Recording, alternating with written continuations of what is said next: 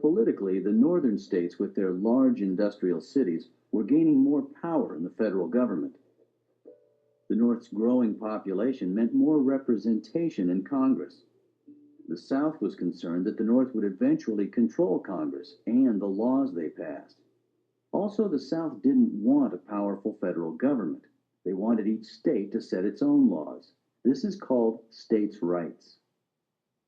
The issue of power in Congress was addressed in many compromises.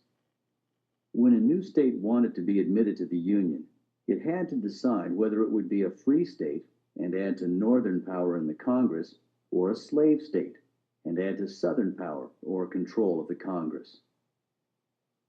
The compromises were meant to ease the growing tension between the North and the South. In 1820, Henry Clay, a Kentucky senator, persuaded Congress to pass the Missouri Compromise. This law prohibited slavery in the lands of the Louisiana Purchase, north of Missouri's southern border. In 1849, California asked to be admitted to the Union as a free state. This would have upset the power balance in the Senate of 15 free states and 15 slave states. After much debate, a new compromise was adopted.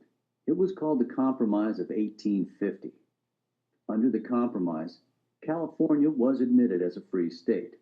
Also, the territories of New Mexico and Utah were given the right to decide if they wanted to be free or slave states.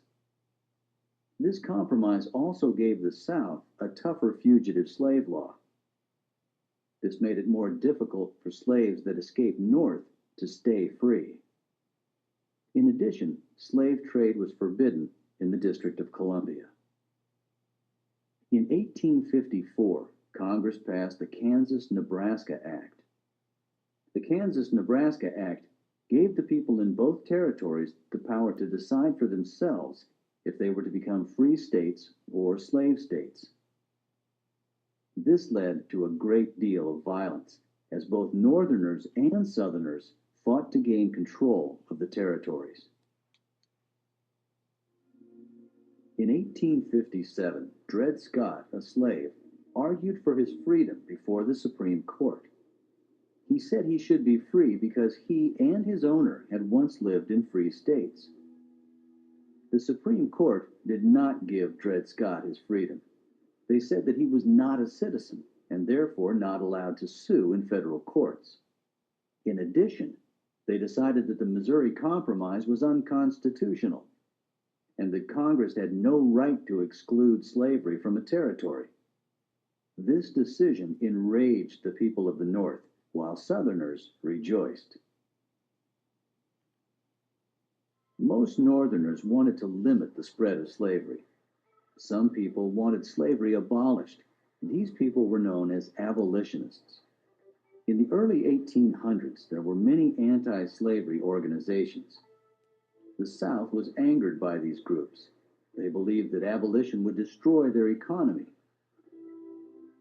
Frederick Douglass was an active abolitionist. He escaped from Southern slavery and went north to live. There he made speeches and wrote articles against slavery. He believed that all people were equal and should be treated equal under the law. Other leading abolitionists were William Lloyd Garrison, who published the newspaper called The Liberator, and Sojourner Truth. She was a former slave who gave speeches on equality and abolition. In 1852, Harriet Beecher Stowe wrote a book called Uncle Tom's Cabin. This book made many people in the United States and Europe aware of the poor treatment of the slaves in the South. All of these abolitionists believed it was wrong to own another human being. Some of the abolitionists established what was called the Underground Railroad. It was not underground, nor was it a railroad. It consisted of groups of people who worked together to secretly escort Southern slaves from the South to freedom in the North. Harriet Tubman, an escaped slave, was a guide or a conductor on the Underground Railroad. During the 1850s, she made 19 trips from the South to the North, leading more than 300 people to freedom. One abolitionist, John Brown, had a plan to give guns to slaves so they could fight for their freedom. He and a small group of followers seized a weapons storehouse in Harpers Ferry, Virginia. His plan failed when local militia and federal troops stopped them.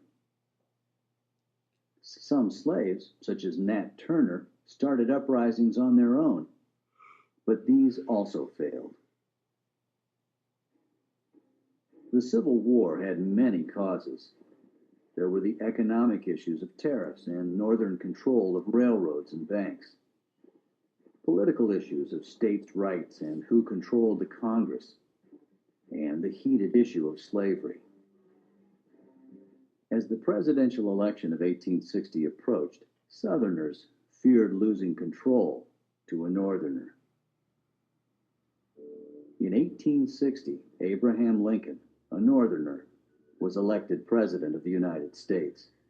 He believed in a strong central government making laws for the states. This meant the states would have less power than the federal government. He wanted to keep the country united, and he wanted to stop the spread of slavery. This was more than the southern states could endure, so they began to secede or leave the Union. South Carolina was the first state to leave the Union in December of 1860. Over the next 6 weeks, Mississippi, Florida, Alabama, Georgia, Louisiana, and Texas left the Union. They formed their own country called the Confederate States of America, and they elected Jefferson Davis as the president of the Confederacy. The North said that secession was unconstitutional, and they were ready to use military force to keep the South in the Union. In April of 1861, the new Confederate government demanded that Union soldiers leave Fort Sumter in South Carolina. The Union forces refused to leave. The Confederates answered with cannon fire, and the Civil War began.